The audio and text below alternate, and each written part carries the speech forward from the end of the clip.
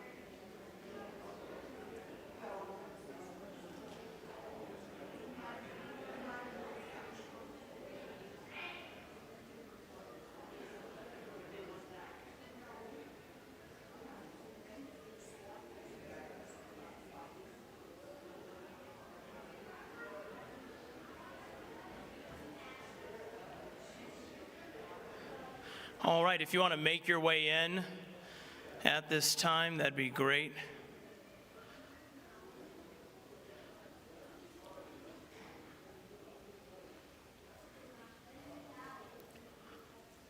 Mr. Gibson, could you let those who are in the gym know they can head on up as well?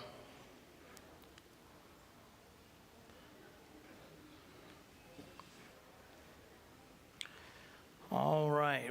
Well, we're just going to go ahead and get started. I'm going to open up in a word of prayer, and then I'll begin by giving you some information. Let's pray. Lord, thank you for this day, and thank you for First Baptist School. Thank you for Pastor Johnson's vision so many years ago to start our school. And we ask that, Lord, you continue to bless our school. Pray to be with our time tonight, that it be profitable, and you'd bless everything that's done here. In your name we pray. Amen. All right, I'm going to start off with just introducing myself.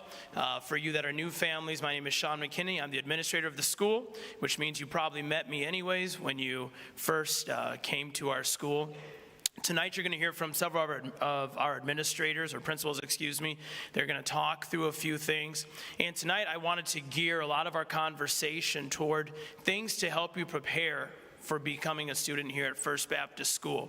I want to start off, though, by just mentioning just a few kind of general bits of information. and who we are is where I want to start at. First off, our school is unapologetically Christian, and we're a Christian school. We don't make any bones about it. If you come here, we're going to teach your kid the Bible. We're going to teach them how to live for the Lord, and so that's our primary focus, and we mix, of course, academics within it as well, which we'll get to. We believe in partnership with parents. Our job is not to be the parent. We want to partner with you. Our founder who started this school, some of you know the story, but he started the school because Rosemount High School told him that when his daughter was at their school, she belonged to Rosemount High School. And when she was at his house, she belonged to him. And that's not a great thing. And so Pastor Johnson, or the principal, said to Pastor Johnson at that time, well, why don't you start your own school? And so Pastor Johnson did. And that's what we have today. So our job is to partner with you. That means that when your child's doing well, we're going to give you a call and encourage you with that. When your child's not doing well, we will also give you a call. So we're trying to work together to accomplish something great in your child's life. Then in addition, we believe in academic excellence. We're going to push your child. I know that we have several of you that maybe come from public school, and this is not bashing the public school, but the truth is our academics are higher. Our school, or our kids, on average test 2 or 3 grades above their counterparts in the public schools around here. And I always remind our families, District 196 is one of the top districts in the state. Not only in the state, it's also top 20 in the whole country. And that just shows you how great our academics are here. We're going to push your student. Your student will have homework. That will happen. We've had a couple of kids come here before. Many kids actually in the recent years said, we're not used to doing homework. You will do homework here. So want you to know that. But it's not pointless homework. It's meant to help your student become who they need to become. And then we believe in serving our constituency. We want to be able to help you and encourage you. Anytime you have a need, we want you to know you can come to us. If there's something going on in the classroom, or your child's struggling, or whatever it might be, you've got to come to us. I've said many times, it's hard to do something to help you if you just complain about it behind my back, okay? So come to me, and we'd love to help you, and same with all of our staff, okay? Now, what are you paying for? I'm glad you asked. Here's what you're paying for. First off, a quality education, as I mentioned, taught by qualified faculty and staff.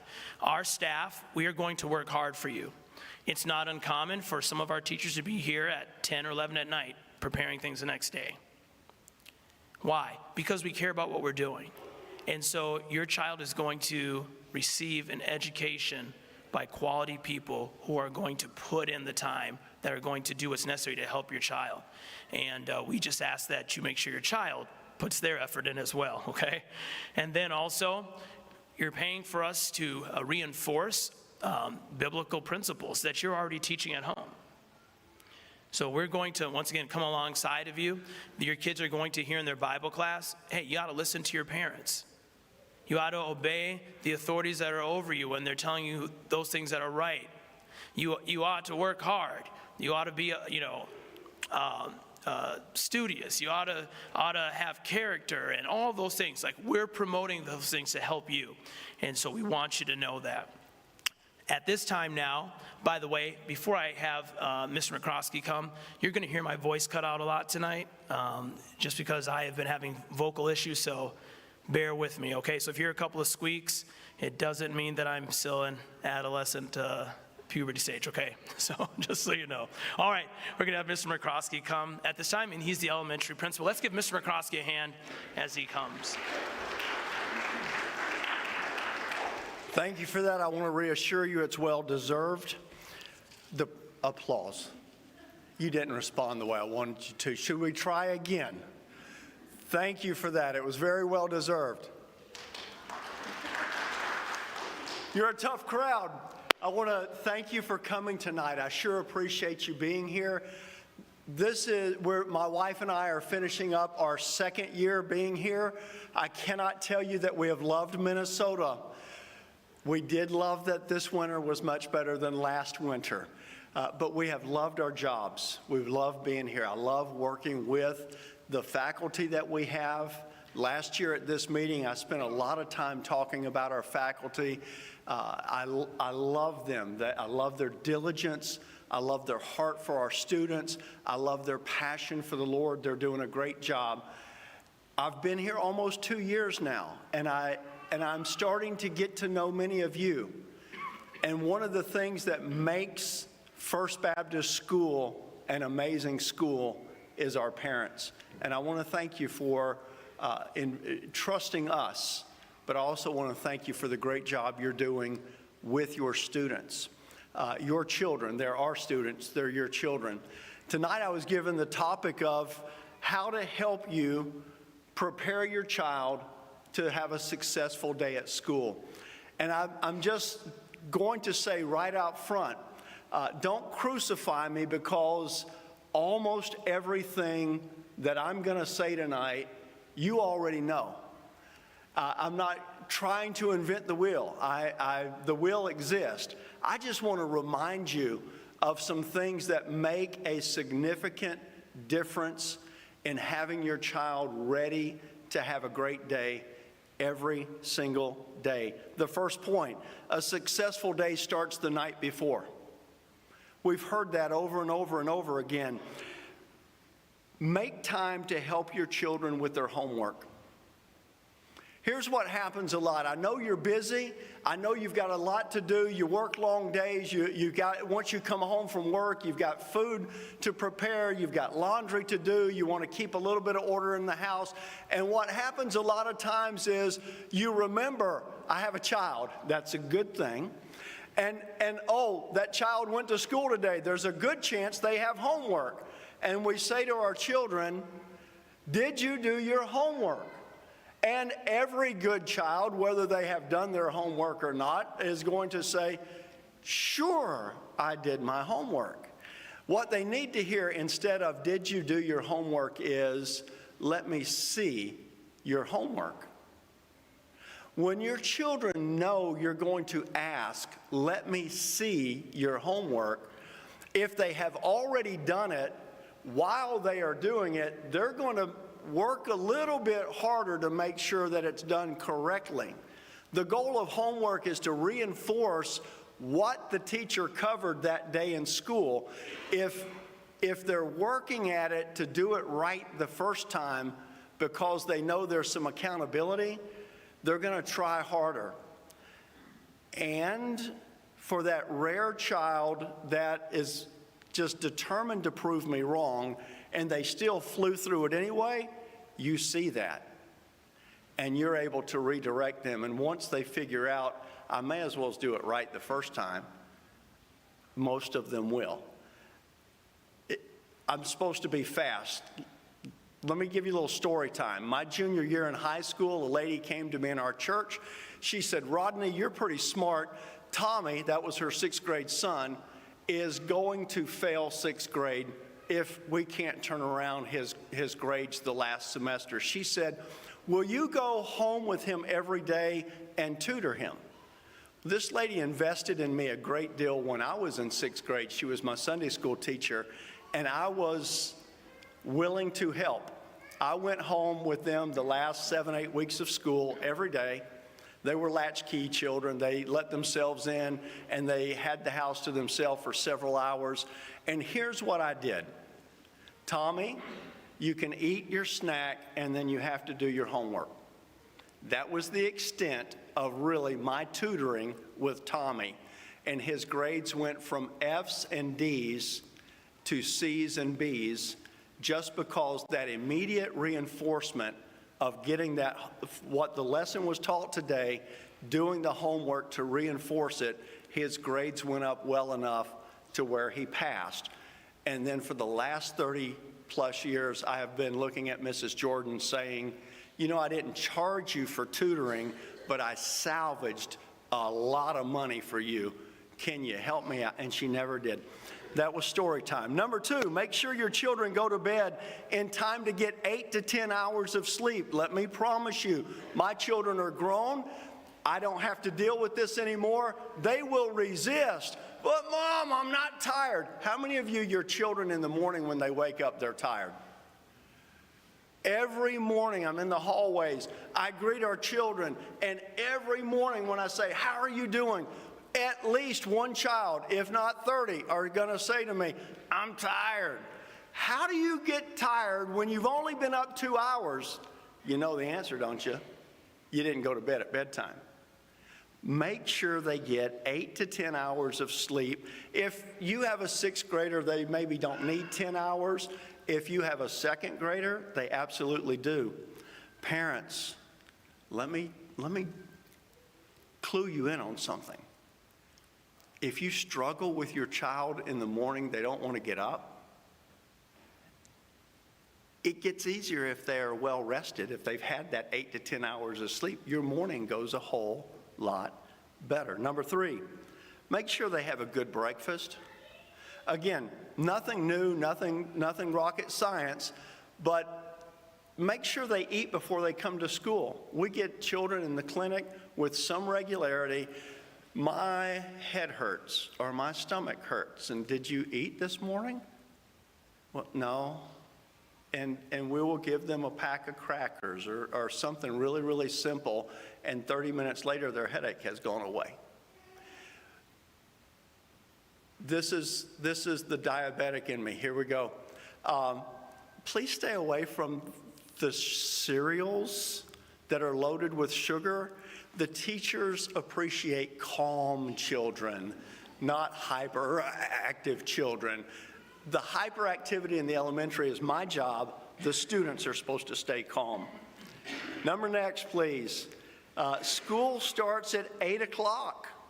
Plan to arrive between 7:45 and 7:55.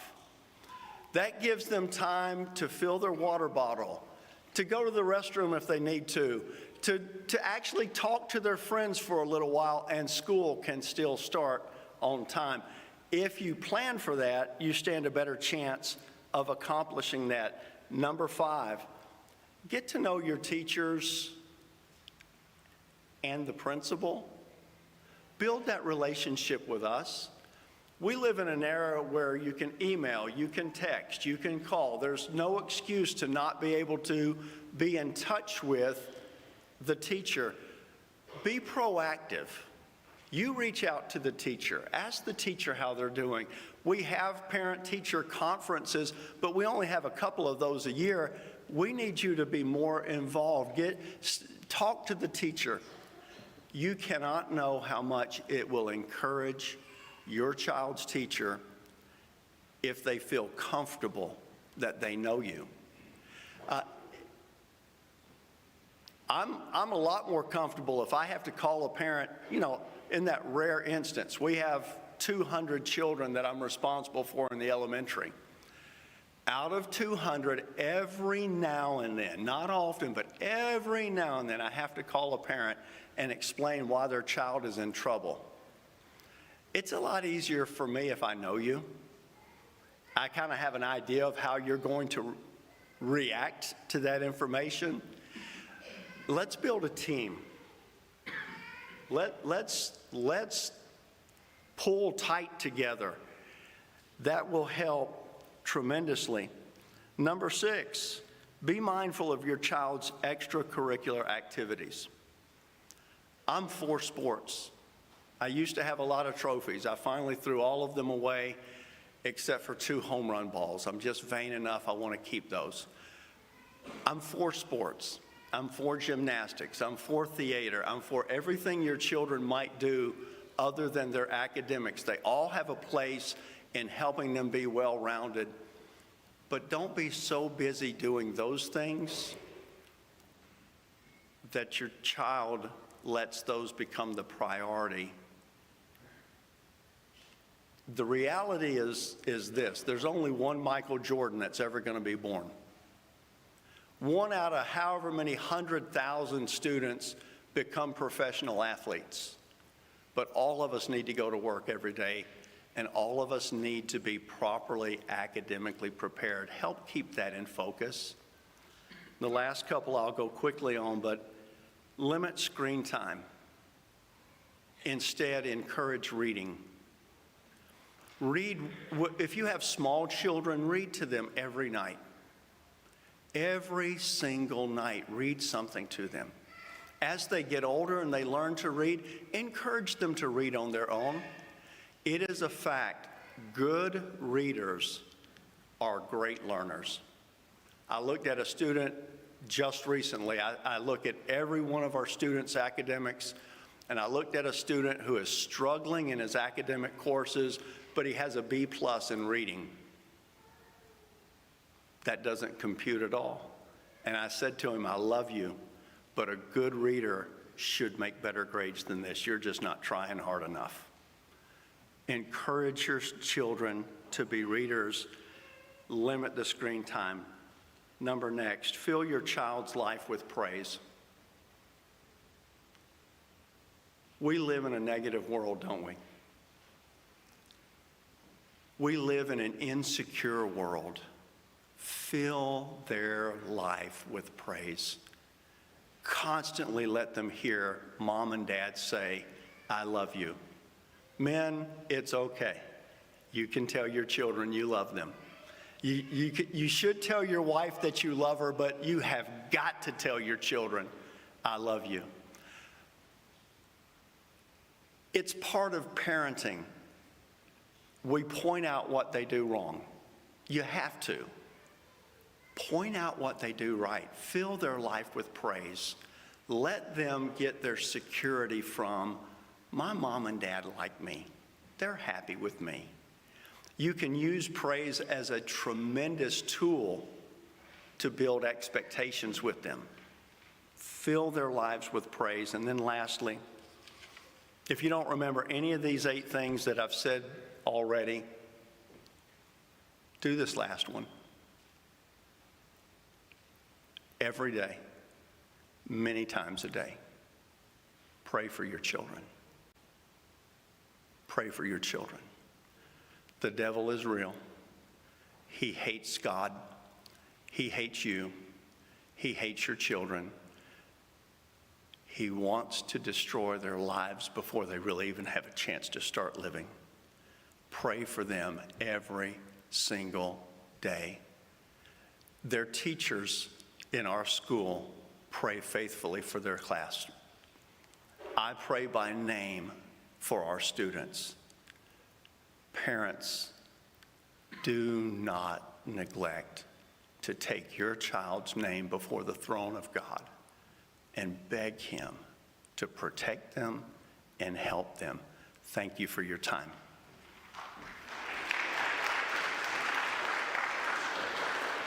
All right, we're going to move along. Just as a little quick intermission, we won't be in here really long, just so you know, but I have a high school group, quartet. They're going to come right now, and they're going to sing for you. And then Mr. Fletcher's going to come and talk briefly. Then I'll talk briefly, and then we're going to give you time to walk around the school, talk to the teachers about the different things they have. So if that group can make their way up, and then if you want to grab a microphone. They just performed in our fine arts competition here 2 weeks ago now, I think, and received a superior rating. So we're going to let you hear them now.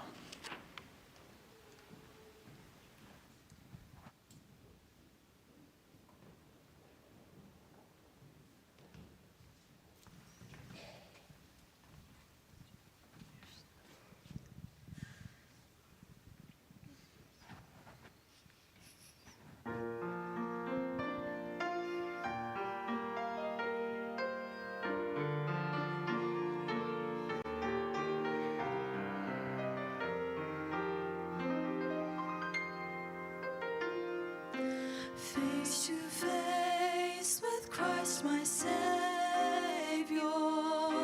Face to face, what will it be? When with rapture I behold him, Jesus Christ who died for me. Only faithfully now I see him with the darkening veil between.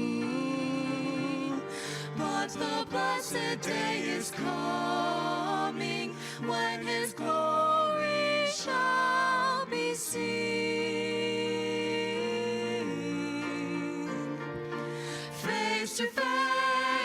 shall behold him far beyond the starry sky, face to face in all his glory. I shall see him by and by.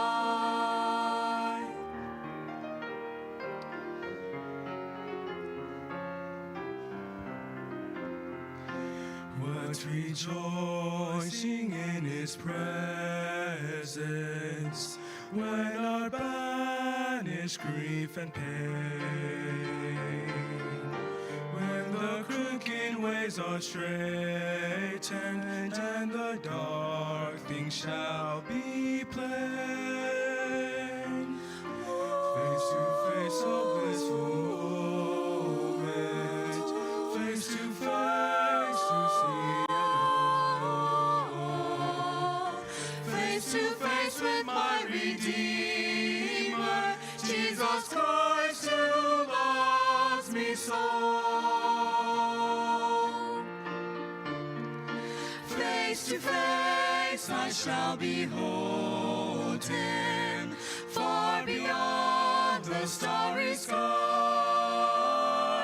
Face to face in all his glory, I shall see him by and by.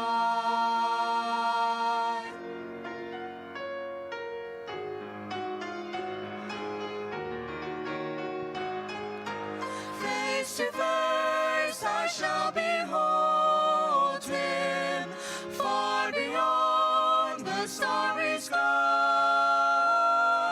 Face to face in all his glory,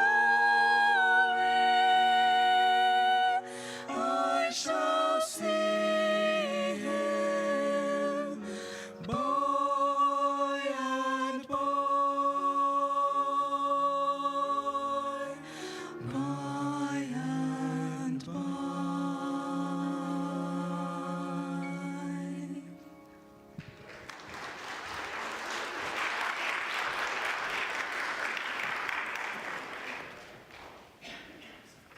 Beautiful job, and this is the music we get to hear quite often, especially with our competition here recently. Beautiful song, appreciate that. Well, my name is Mr. Fletcher, and I am the middle school principal. I get the job that everyone looks at me with pity. Oh, you work with middle schoolers. And I look at them back and say, yes, I do. And I have the same pitiful face on at all times. But it's been a lot of fun being the middle school principal, and I have a few pointers here that hopefully can help those who are expecting middle schoolers. You've heard of the book before, What to Expect When You're Expecting. I've entitled my lesson, What to Expect When You're Expecting a Middle Schooler. It's pretty much the same thing, right? This age group is one of the most difficult areas of life. Every one of you here has been through that stage as parents. You've been through the middle school stage, so you remember what it was like. Not pleasant as much as it can be. But it is very, very difficult to help somebody else go through that same stage as well. So I have a few things here that really taking what Mr. McCroskey said, yes, ditto, and now I have a few other things as well. One of the things that can help you the most with the middle schooler is this word empathy. Learning to empathize with your child. They're going through a major change. They are going through a lot of things. They don't know what's going on. They don't know what they're doing. Can you tell them a middle school principal? They don't know what's going on for the most part. And your empathy for them can help them tremendously process these things. Your child may not always know how to deal with these things, but your listening ear can be a tremendous asset to them, and it is your responsibility to provide guidance for them. The next thing is the thing that we don't like very much, and that word discipline. We discipline in our school, and when a student acts up, we correct them. And when they act up enough times, they have certain consequences and certain punishments along with that. We discipline here at school, and we need you to do that at home as well. And I thought that the acrostic that is used oftentimes in business can be very applicable here in discipline as well. And that's that our discipline must be smart. You know, how many have ever heard the SMART acronym before? Okay, I guess I'm all by myself on this here. But there are these 5 different stages of discipline that can help you in determining the right course of discipline. It's what we try to use here, not in every single situation, but it can be something that is helpful for you. When you discipline, be specific with not only your rules. Yes, with middle schoolers, you tell them exactly what you want them to do, and they're going to do something completely different. But you give specific rules, and you follow through with specific discipline. You follow through with specific consequences, and then measurable things that we can see, things that they can see even their progress in. It's what we use with our grades, that these are our great measurement, a litmus test, if you will, of how they're doing in school. Our discipline and our rules should also be achievable. Don't set unrealistic expectations for your child. You are setting them and yourselves up for destruction. It is best to have achievable rules, achievable goals for them to have. Relevant, it has to be relevant for them. If it's something that's out of their range or they can't understand it, it's not going to be helpful for them. And when you discipline, it has to be timely. There are times when we discipline, or when things happen, we get incredibly angry. And that is the worst time to discipline. I can attest to that. Had it on Tuesday. And I yelled at people. And I shouldn't have, because I was very, very angry. And I got to the point where I said, I have to go.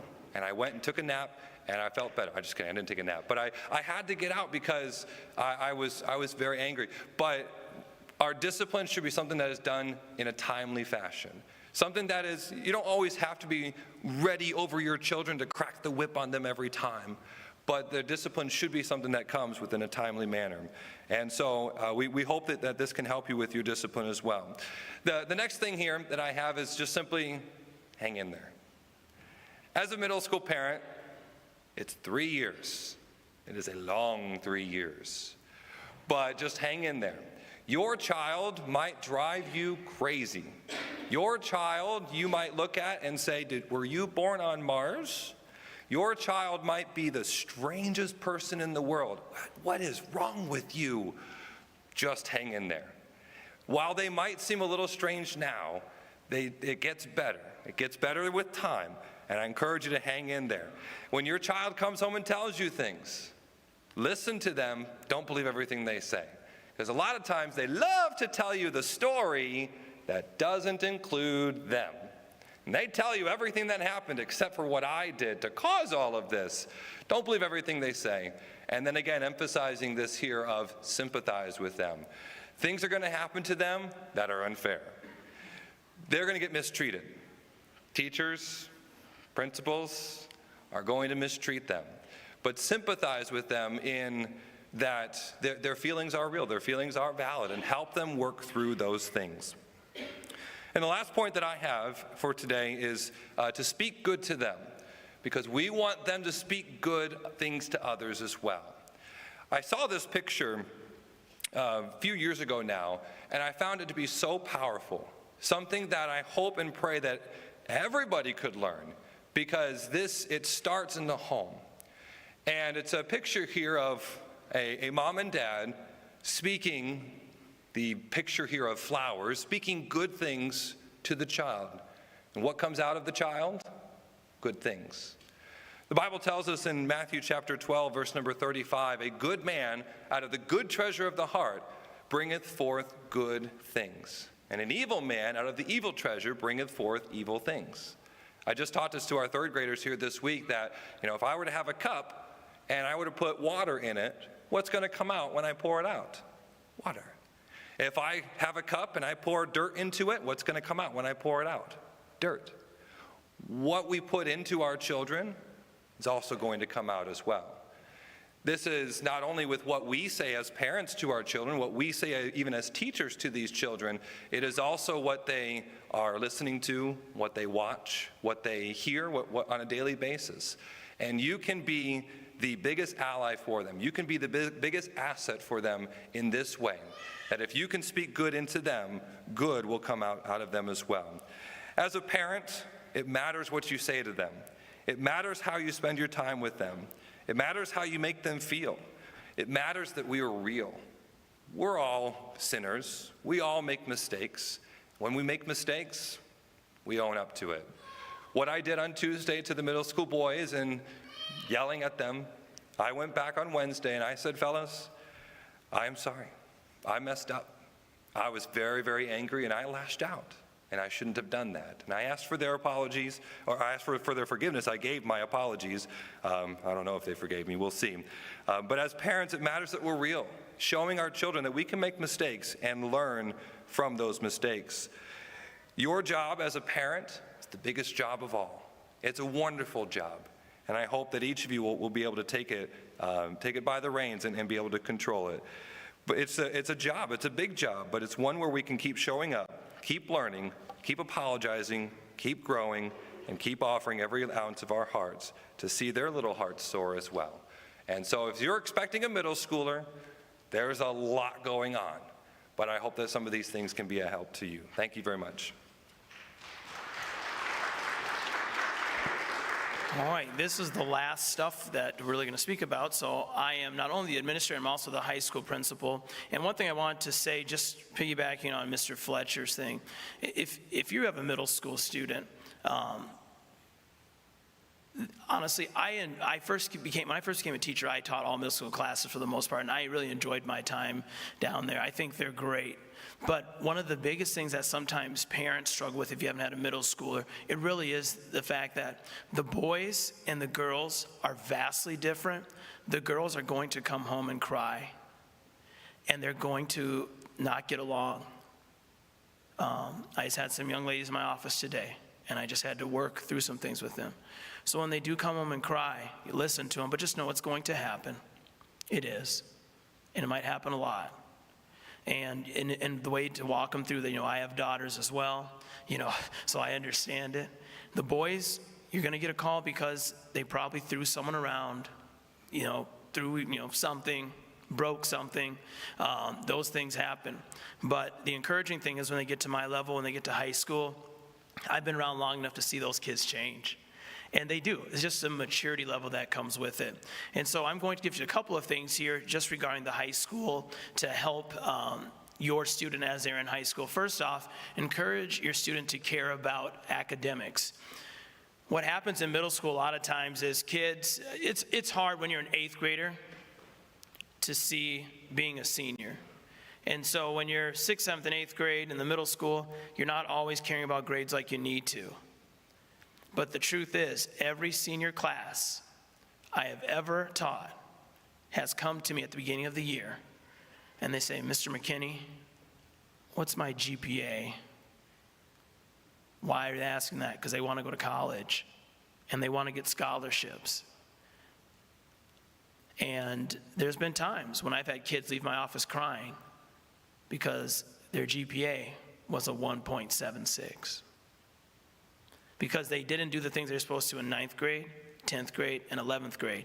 Isn't it amazing when you realize that you're a senior, how serious life actually is? And so I encourage you, when your kid's a 9th grader, make them do their homework. If they come to you and say, the teacher lost my homework, it is possible. I'm going to tell you, one time I lost homework. It was all in one stack. It fell behind my desk. But everyone was missing that assignment.